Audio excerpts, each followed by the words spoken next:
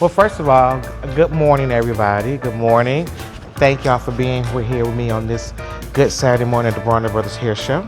But the story is not really that profound, honey. It was a very, very simple story. And really was, I had bought some pants and the pants was too long and I had to go somewhere and I didn't have time to get them hemmed.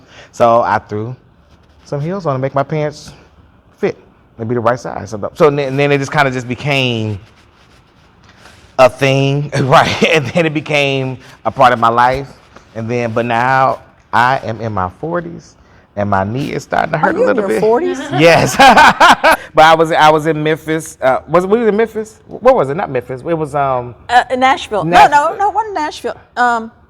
Memphis. It was Memphis. But yes, so we were in Memphis at the hair show, and I met Bonnie, and I bought my first real pair of shears. You know, how do y'all own? Wait, first of all, how many of y'all are hairstylists and licensed or student? And we have any students? Everybody licensed. Perfect. But it was my first time buying a real pair of shears. You know, I was always buying something from Sally's or just buying something from, you know, just something to cut with. And it was my first real pair of shears that I got from Bonnie, and I took them into a competition and I was just winning left and right, you know. So, and then I've been with them ever since. I mean, that had to be 15, 20 years. I mean, it's a long time ago. Yeah, it was a long time ago. I don't even. Yeah, and this literally has been the only shear that I've used. It's won me the fishbone was what I used on stage when I won the $20,000 for the hair battle, and I carry these out to every set I work on. I'm currently working on P Valley right now. This is the stuff I use to help create the looks that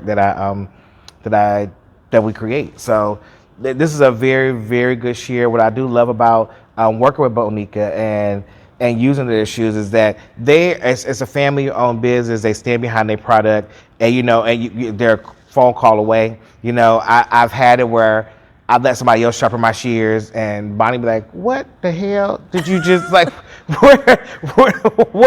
What is going on?" And I'm terrible with my shears. Like I probably bought these shears over and over and over again. Like I've had the same set of shears probably 5 times because I lose them, I leave them, it's just a mess. But they're an amazing shear. Now, as far as hair cutting, how many of you guys are you dry cutters or wet cutters? Both.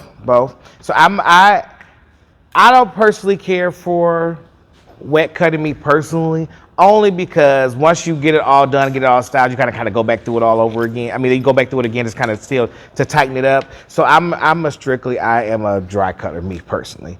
And as far as what we're going to talk about today, what I'm going to show you guys, I am not the Bible on hair cutting. I'm not here to tell you this is the way to do it. All I'm here to do is just show you guys. I'm here to show you guys different techniques that you guys can implement into your hair cutting regimen to create different looks for your clients and to raise your price point. You know, there are multiple ways it's gonna can. So don't take anything. I want you to take whatever I'm showing you guys. I want you guys to just take it and just kind of add it into your repertoire of work to be able to elevate your hair cutting, right? So let's talk about hair cutting. Let's talk about pricing. Through this conversation, we're gonna talk a lot about money. Because I'm like teaching you skills, but not telling you how to make money off the skill doesn't make any sense to me. So as far as hair cutting, how much are your haircuts? Now, my next question, how many of you guys have a different price for an end trim and a haircut? It's a haircut. Because let's talk about if you do a proper end trim, it's the same process as doing a layer haircut, correct? You get your guide, you get your base guide, you get your top guide, and you connect your top and your bottom guide, right? The same as a layer haircut. So whether I'm cutting off a 1/2 inch or 5 inches, it's still the same haircut. Okay? So no more of that. Now, so my haircut is $100, but that's my add-on. My shampoo style is $100. So a haircut and a style is $200. Now, and that's just a basic open and close of my shear. Now, we start getting into techniques as far as notching and point cutting and razoring and any of that thing, texturizing. All of those things add to your price point. That's how you take a $200 haircut until you bring it to a $500 haircut. Because you start using, as you pick up different shears and you start moving things around, that's what helps bring up your price point. You know?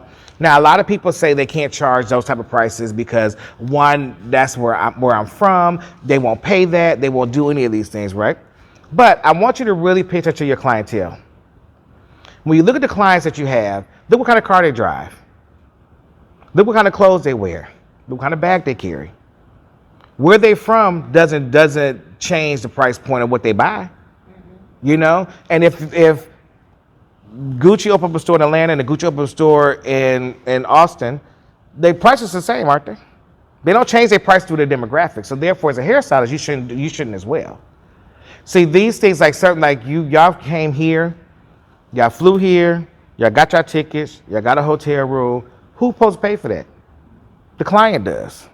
So you have to average these things back into your prices to get it.